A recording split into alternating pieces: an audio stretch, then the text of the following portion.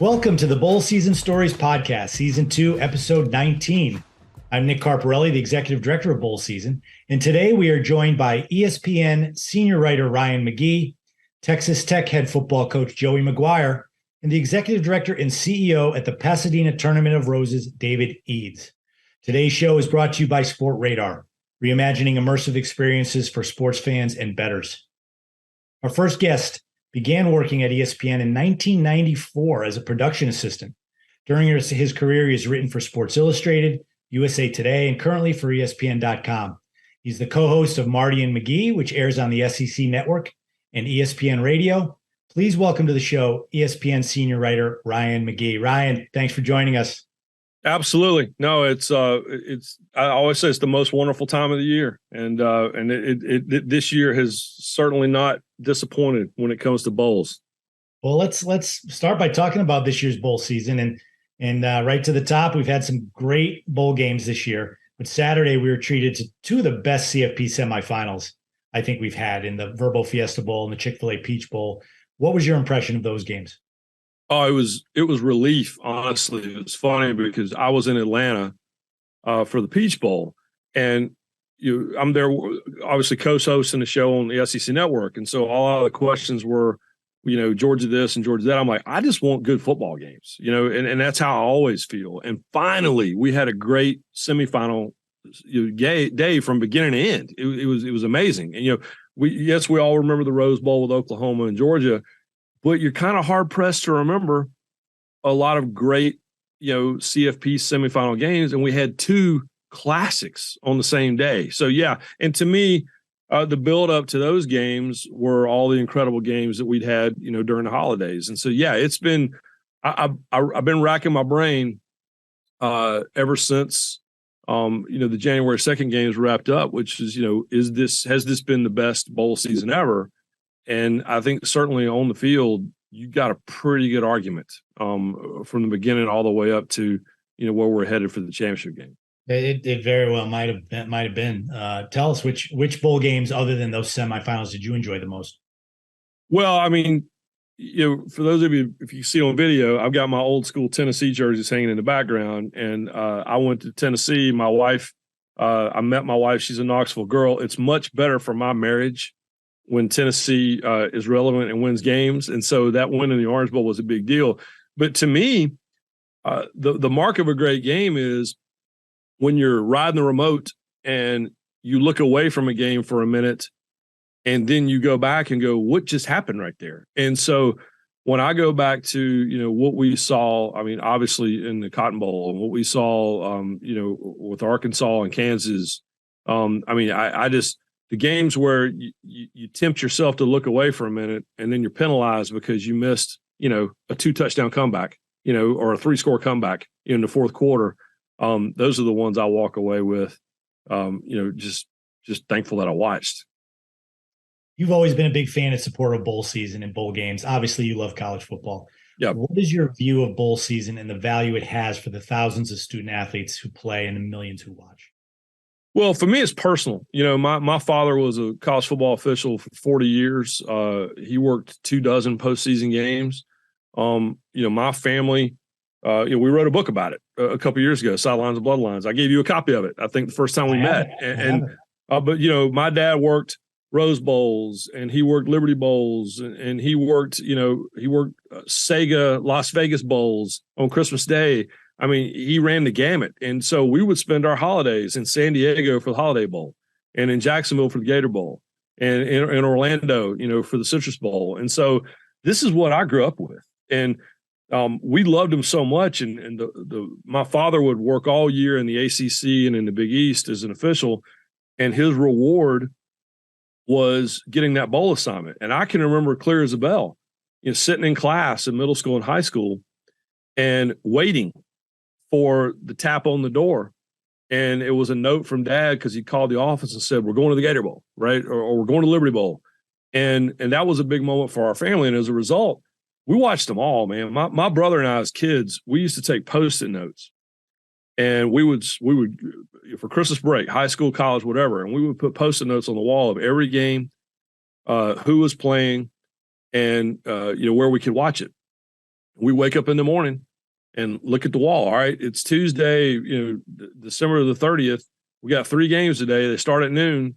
Get a bowl of cereal and let's go.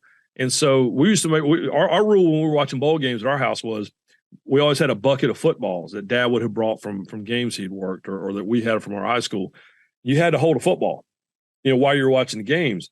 And if you didn't tuck it, somebody's going to slap it out of your hand, just like practice. I have a picture of my mother sitting there, eating a bowl of chili with one arm and holding a football with the other, because in the McGee house, that was the rule. So I just love it. And what I learned from my father's experience was what you're talking about, which is the part I think people lose sight of is that this is a reward for a season, and whether you won 11 games or whether you won 6 games, you work just as hard, no matter what team you're on. And for so many of the kids in uniform in these games, it's the last time they ever put on pads. It's the last time they'll ever wear a helmet. And win or lose, it's a chance to play one more football game and ride on the bus one more time and be in the locker room one more time. And so that's something that I've always been very sensitive about, because most of the people in that game, that's their last game. All those seniors, all those students that are playing been playing football since they were 5 years old. And to me, that's the most poignant moment of every bowl game, no matter whether it's a playoff or whether it's, the first game of the season.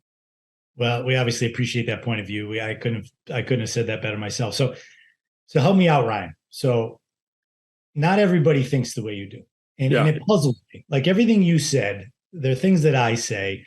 Sometimes when you have a job, you can be accused of spinning things a little bit, and it might be a little outrageous. I don't think anything you said is a spin. Like I think that's facts. And I think about the fact that there's 130 institutions that play football at the FBS level. The playoffs go into 12, right? The 12 opportunities for these student athletes is not enough for all of postseason college football. And then you think about the games you mentioned this year, teams that would not have been in any form of playoff, right? You think about South Carolina upsetting 2 top 10 teams to get 8-4 and playing Notre Dame in the Gator Bowl. Great game. You think about North Carolina, Oregon in the Holiday Bowl. What a great game. Pitt's comeback in the Sun Bowl was awesome. The Liberty Bowl, those 2 teams, they're not going to be in any playoff. But what's wrong with those games? Like, why would people be against those, Ryan? What do you think the reason is?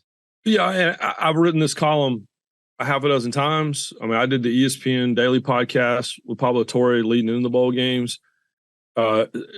Standing on this soapbox, which is I don't understand why you don't want more football, right? I don't understand. Just as a football fan, why do you not want more football? I just think it's something to gripe about. I mean, listen, I'm wearing my Myrtle Beach Bowl hoodie, right? And Marty Smith and I were fortunate to be the sideline reporters for the first 2 editions of that game. And this is from 2 years ago. This is Tulsa and Old Dominion. And both of those teams started the season in my bottom 10 that I write for ESPN.com, and somehow dug their way out of that hole, and they got to go to the beach, and they got to have a great time, and they got to have this experience. And again, so many of those players, it was the last time they'll ever play football. I don't care what it is you participated in. If you were in high school, if you were in high school musicals, or if you swam, or if you played lacrosse, what would we not all give to have one more chance to do that, and to have one more game to properly say goodbye to the sport that we love and to the teammates that you love? Because what do we hear all the time from athletes? When you go to a retired athlete, whether in the Hall of Fame or whether someone you've forgotten about, and you say, what do you miss about playing football or any sport? They don't talk about the wins and losses. They don't talk about the rings. They don't talk about the trophies. They talk about riding a bus, and they talk about going to dinner with the teammates, and they talk about being in the locker room, and they talk about being a part of that group. And so the opportunity for these athletes to do that, and if you're a fan, your team gets extra practice, and they get to play one more game. And I think about, again, with the Myrtle Beach Bowl, the inaugural Myrtle Beach Bowl is in 2020. Nightmare year for everyone, right?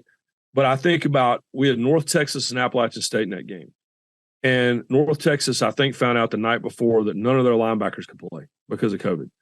and they had like half a dozen games either canceled or rescheduled during the year, and they looked so exhausted, but they were so excited to get one more football game in and to play one more game. And then if you see the way these teams celebrate, you tell me those games don't mean something. They mean something. They do. And what I would say to people is, I mean, watch on television, right? I mean, listen, I work for ESPN. I want you to watch all the games, but go to a game. Go to a bowl game, because I think that my experience as a kid growing up and going to these games and seeing in person and going to the parade and going to the pep rally and seeing the hotel lobbies full. And I remember going to Disney World, and you go to Disney World like on December the 30th, and you'd have the Gator Bowl people there, and you'd have, back then the Hall of Fame Bowl, we called it in Tampa, and you'd have the Citrus Bowl folks, and even the Orange Bowl folks, and they're all at Disney World on December 30th, and everyone's got their colors on for 8 different teams. And it just, the spirit involved with that, to me, it's just an experience. And it's not just about those 60 minutes. It's about the days leading up to it, and it's about what the athletes get to do. I live in Charlotte. We have the Duke's Mayo Bowl here in town. I took my teenage daughter to the mall during the holidays, and there were the Maryland Terrapins and the North Carolina State Wolfpack, and they just had a shopping spree at a department store at the mall. They're having a great time. It's just, to me, it's going to the event and experiencing the event, I think, would help everyone understand a little bit that, it's not just about pro prospects. It's not just about opt-outs. It's not just about, what your final record was at the end of the regular season. It's super fun. I love football and I love fun. And, bowl games have both of those by the bushel. Well said.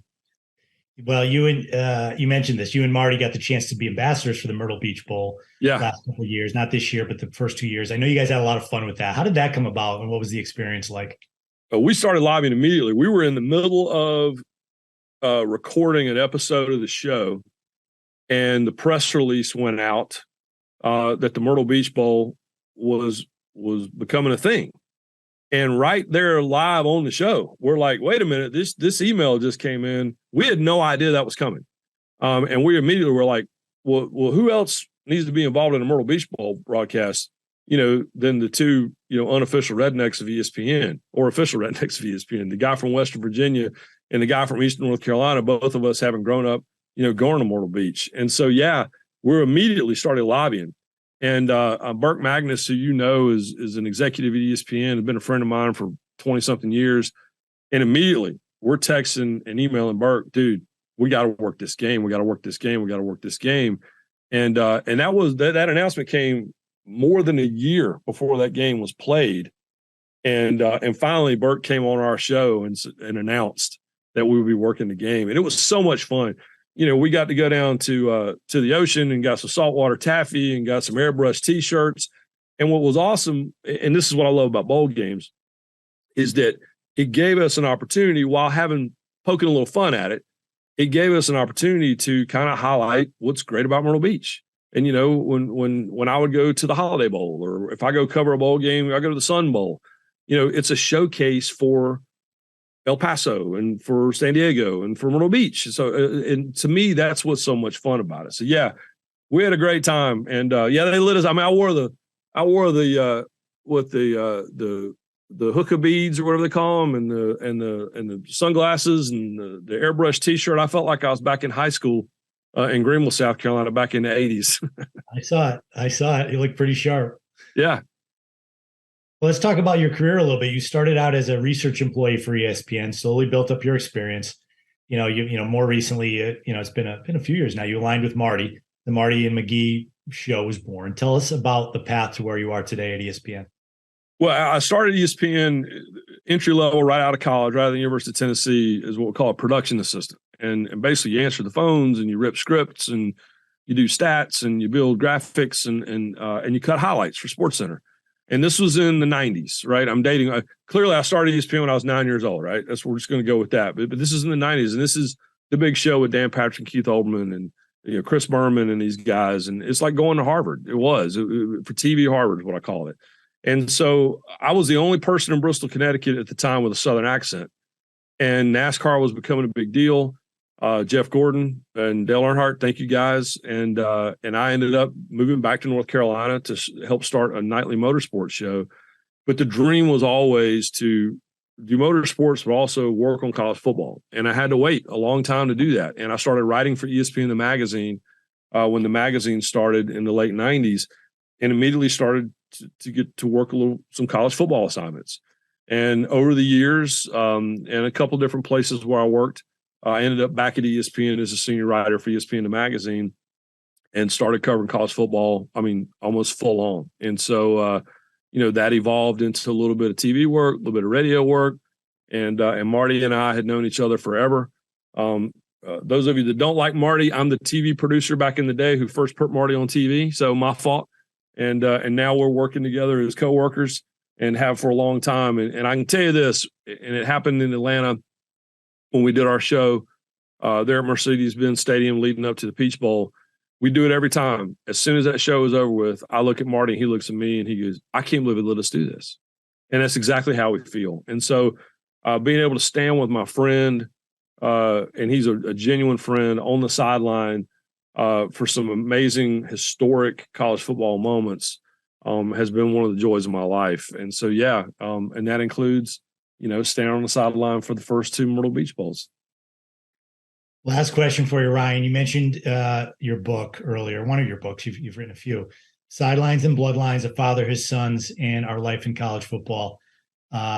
Really a great read for those people who haven't read it. You do talk a lot about the bowl games that your dad worked.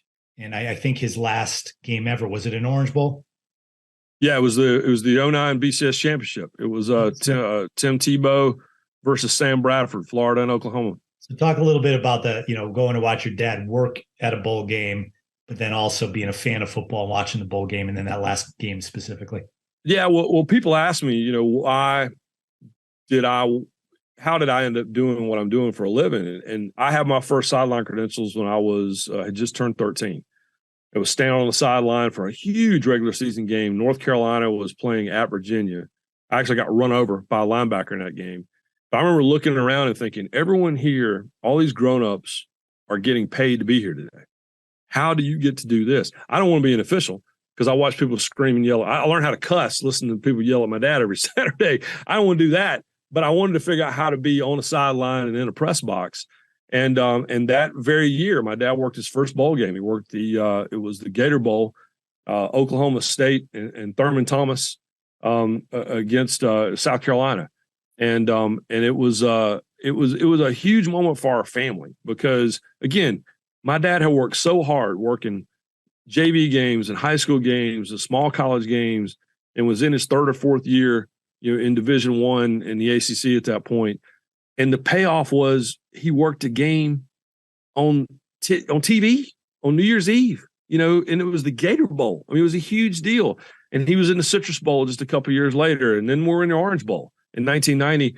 What was a de facto national championship game between Notre Dame and Colorado, not the clip game, not the Rocket Ismail game. Dad had the game the year before when Notre Dame upset. He didn't call the Colorado. Yeah, in the old Orange Bowl. Yeah.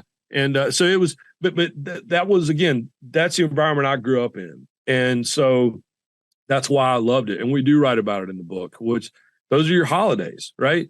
You spend your holidays in hotel rooms and spending New Year's Eve and New Year's Day, at the Rose Parade. Dad worked 2 Rose Bowls, at the Orange Bowl, at the Fiesta Bowl. And honestly, the games we enjoyed the most, all due respect to those New Year's Day games, the games we enjoyed the most were, the Liberty and the Holiday and, the Vegas Bowl and some games that don't even exist anymore because it was fun. And that's when I realized, the magic of the bowl season, because it's fun. It's just, it's okay to have fun and it's okay to love more football.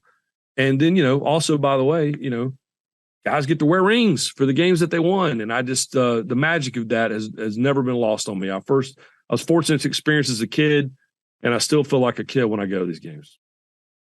Well, Ryan, we've taken enough of your time. Thanks so much for joining us. Really appreciate all you do for the game of college football. Every journalist, every member of the media, has a different tone to what they do. You're so positive and passionate about the sport. We like to say that bowl season's a celebration of college football, and I don't think anybody celebrates it more than you do. So we really appreciate that. Well, I appreciate that. And literally, I mean, I'm sitting in my office, and it's just I got if you look at the video, I got Rose Bowl stuff and Mayo Bowl stuff. Like this is all that's from that Citrus Bowl I'm talking about. It's all to my wife's chagrin. It's like a bowl museum in our basement. Good stuff. That's good stuff. Looks like my house a little bit. I thought I had the most stuff. You might have me beat. You've been at it a little longer. Well, thank you, Nick. I appreciate you having me. Thank you so much. I appreciate it.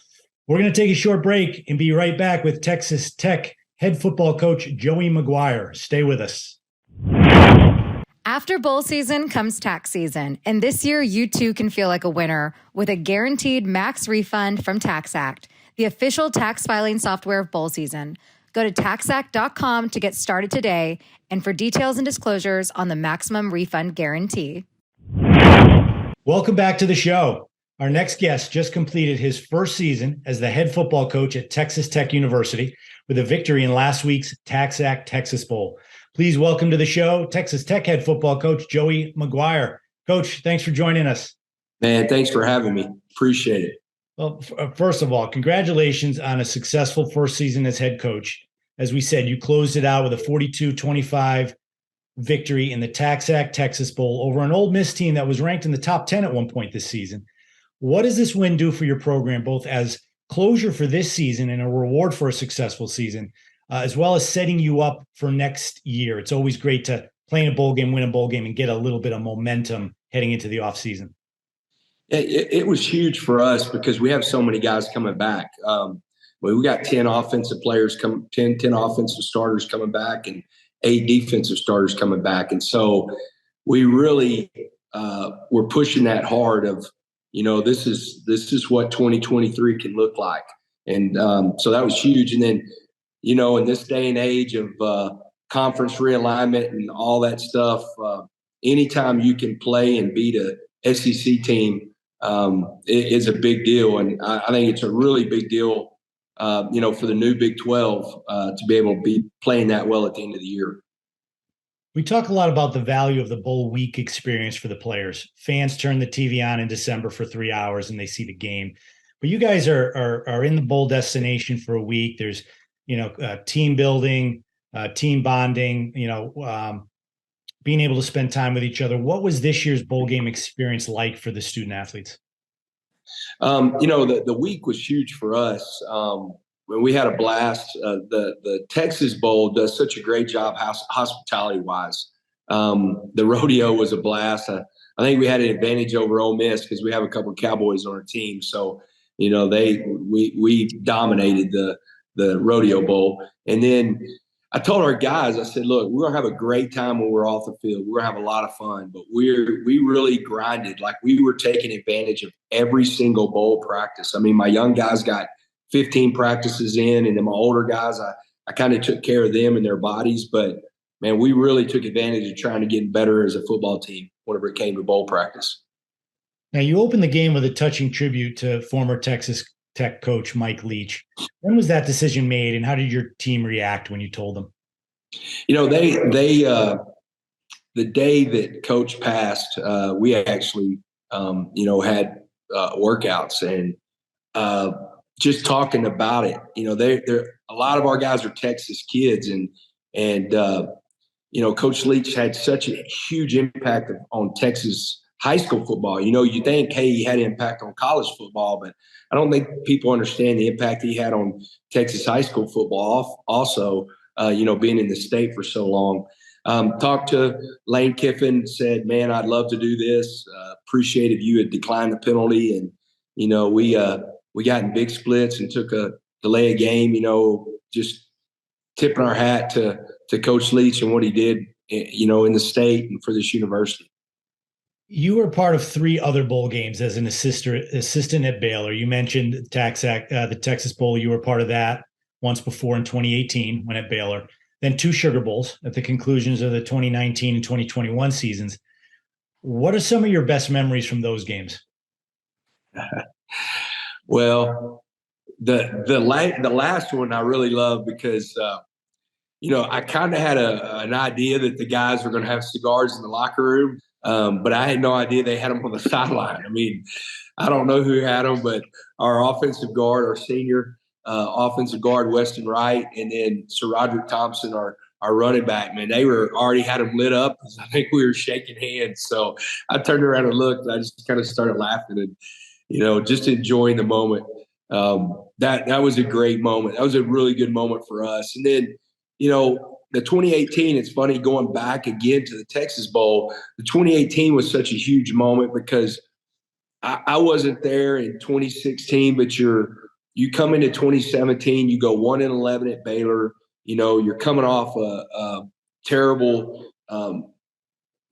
things that went on there that you don't know what went on, but something went on, and it was such a down time at Baylor. There was like this dark cloud hanging over us, and to be able to go in that bowl, and everybody, if you go to the Sugar Bowl, you better tape your ankles, because a week in New Orleans, along with bowl practice and all the events, and the first year we stayed right by Harrah's, and my wife likes to gamble a little bit, so we were over there, and so there was some late nights, but had a lot of fun.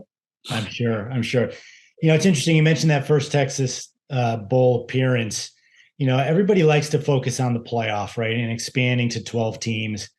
But, and I think you'll agree with me, Coach, there's so much meaning behind all the other bowl games. Not every program can aspire to be in the playoff every single year. Every program's at a different point in their development. Some are building, some are rebuilding. And for the Baylor program that year, just getting to a bowl game, having that experience, winning it was huge. I don't think you could have gotten to the Sugar Bowl had you not played in the Texas Bowl first. How do you feel about that and the value of all the other bowl games, with this new expanded playoff on the horizon?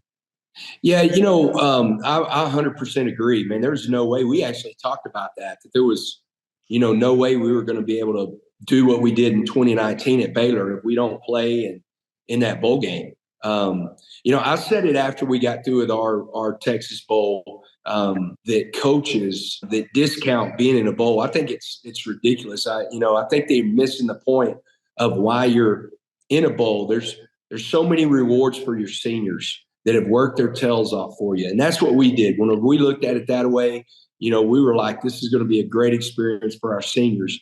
And then we turned around and looked at this is a building experience for our young guys. And then at the end of the day, to have one more game with your team, for me is I can't think of anything that's more important. So whenever I hear people talk about, all these bowls, or I hear coaches discount, or I hear even broadcasters talk about, they didn't want to play. Man, I know this is going to sound crazy, but my grandmother used to say, shame on you, man. Shame on you for taking that away from college football and just the pageantry and everything that's special about college football. And we'll never do that. I'll never do that. Every opportunity we have to play in a bowl game, we're going to make it a big deal. And, I don't care where it's at and, who we're playing, we're going to make it a real big deal. Yeah, I'm pretty sure, Coach, that 20 years down the road, a lot of these kids, none of them are going to say, boy, I wish I skipped that game. Yeah. We're going to have a lot of guys saying, God darn it, I'd give anything to play in one more college football game with my friends. That's a little bit sad for me when I see some of these guys opting out for the wrong reasons. Coach, your coaching career path is interesting. You were a high school head coach. You were a high school coach for most of your career. You were a head coach for 14 years at Cedar Hill High School before accepting your first college assistant coaching position for Matt Rule at Baylor. Then 5 years later, you're named the head coach at Texas Tech. Is any of this a surprise to you, or was this all part of your plan?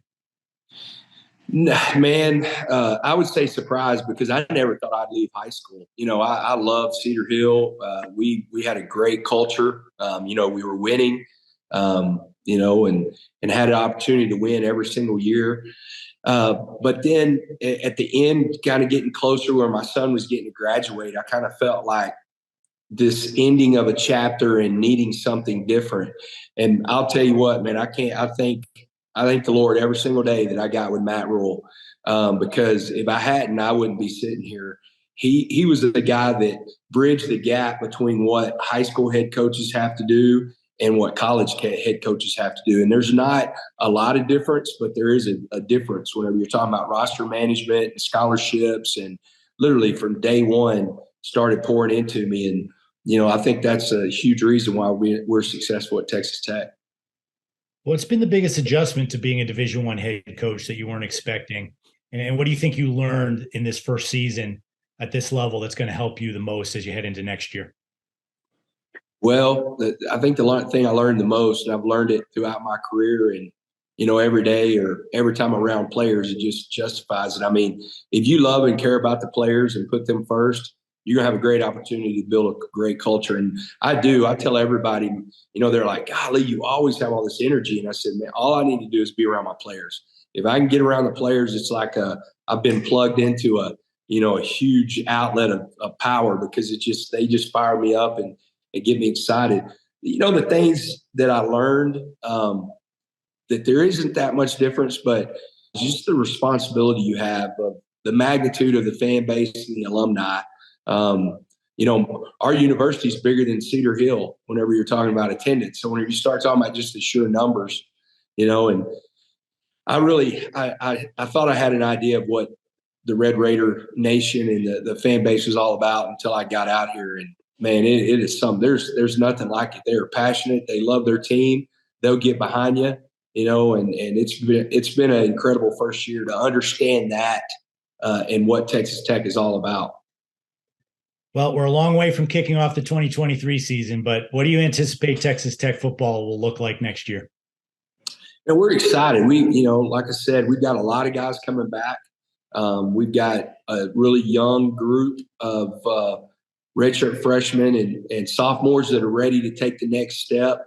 And I told them the first day I got in there, when you walk through the doors at Texas Tech, we expect to be bowl eligible. And it was huge to make a bowl because that helped us, keep creating that expectation.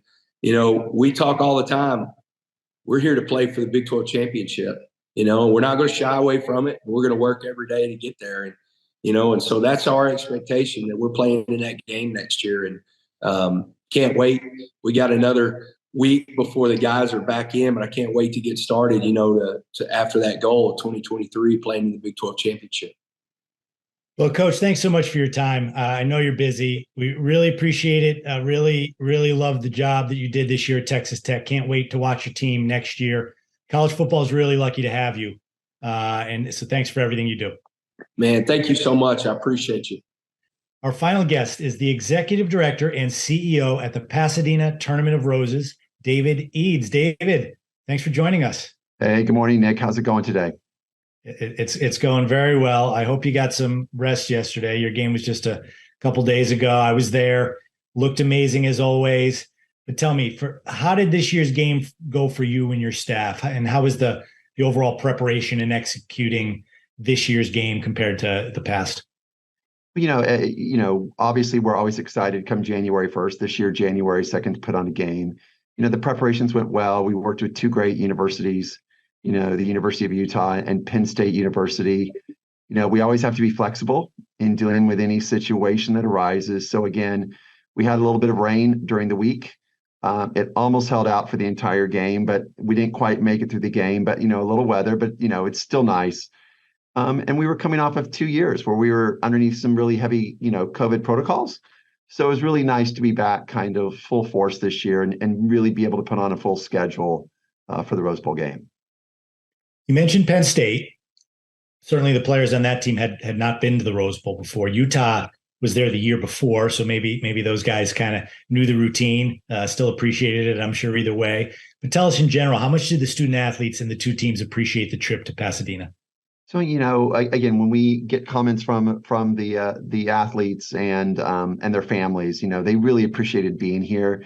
Coach Franklin was here for the 2017 game. So he had some familiarity, obviously, with the Rose Bowl game. And then obviously Utah was here last year.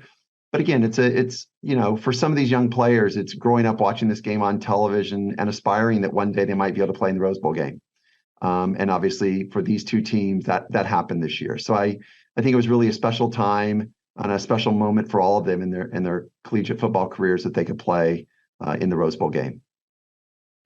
Well, your game is certainly one of the top events on the American sports calendar every year. I think nationally, but locally, I think a lot of college football fans who do not live in California don't realize the special tradition that the Rose Bowl game holds for so many people in Southern California. Can you encapsulate how special that game and event are, and why the history matters so much to the locals and many others? Yeah, it's really hard to encapsulate exactly kind of the lore of the Rose Bowl game, but we have such a tradition within the college football, the history of college football, right? Our game goes back to 1902 was the first Rose Bowl game. So college football and the Rose Bowl game kind of grew up together. And with that, many traditions that we still uphold to this day are still in place. So again, young kids, I grew up in the Midwest watching college football, watching the Rose Bowl game on New Year's Day, and it was part of our family tradition. And for the fans coming in, you also then combine that with the Rose Parade that's held earlier in the day, and then you go into tailgating in the game. It's just this full day of experience, and it's really special. You were there, Nick. You know the electricity, you know the excitement, you know how special this is for the fans as well as for the players. And again, that's why we're so proud. This year, 94,000 people in this football stadium, a sold-out stadium, are there really to celebrate the best in college football. And that's really what the day is all about.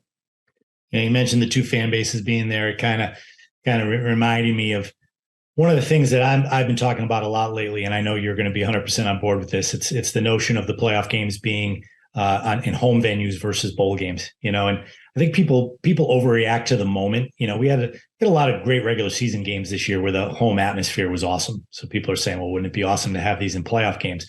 But when I was at your game the other night, it reminded me of how much better and how unique the bowl game experiences for these playoff games, especially in your game, where you have half the stadium is red, half the stadium is white. There's never a dull moment, right? If the home team's not doing well, there's a lull in the stadium. Well, in a bowl game, if one team's not doing well, the other fan base is rising up, and then they take turns. It's almost like the fans are playing the game against each other simultaneous with the teams playing it on the field. Don't you agree with that?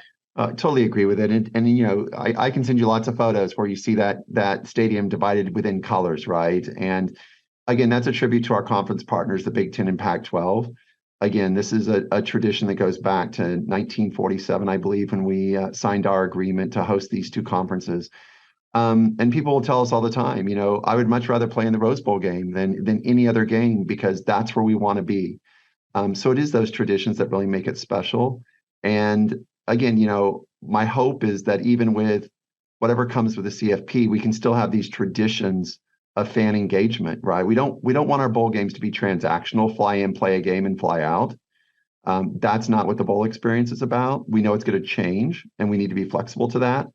But you see the enthusiasm from the alumni, from the students, from the fans, and then obviously from the players themselves. It really is a life-changing event for many of these young people. Let's expand on that, the notion of the expanded CFP a little bit. And I usually don't ask very many difficult questions on this podcast.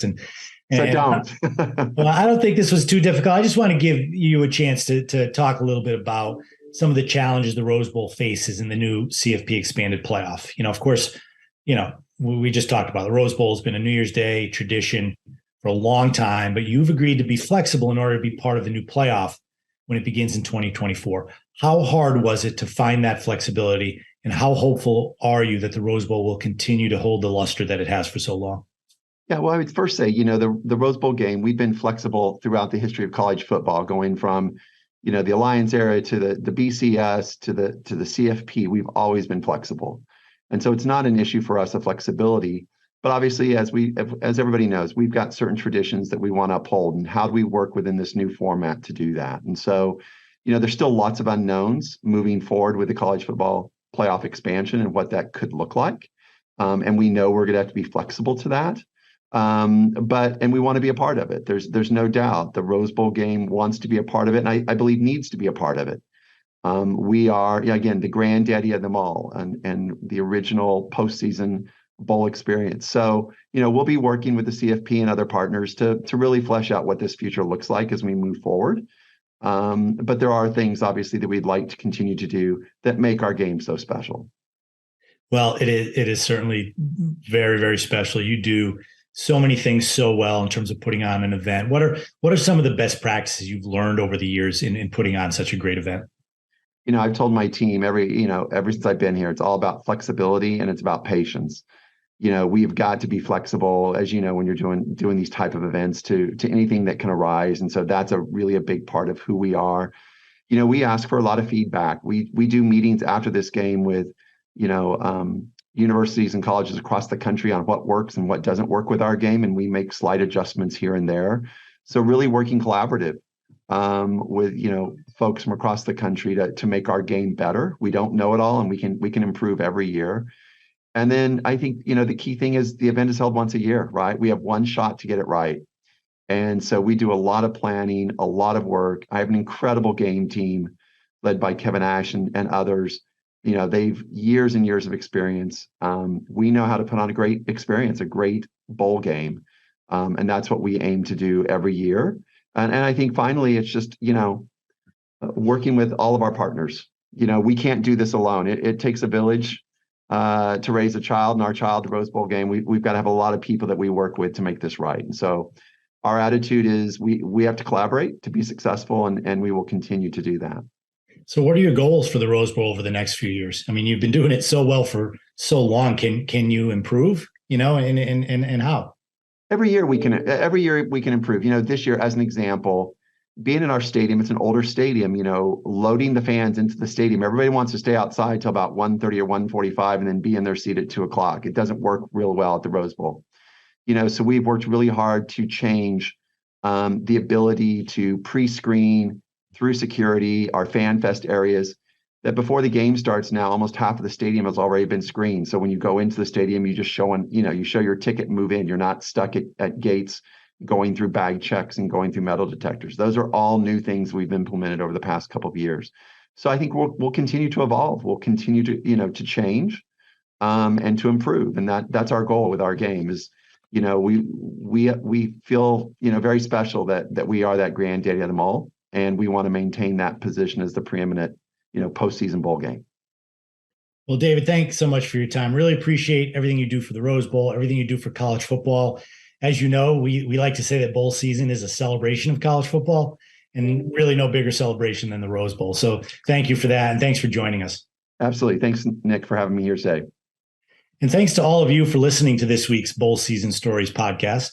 Please join us next week when we will welcome another lineup of great guests. If you like the show, we'd appreciate you dropping a 5-star rating for the podcast. And as always, you can follow all the podcast and bowl season news on our website, bowlseason.com, and on social media @bowlseason. Thanks for listening.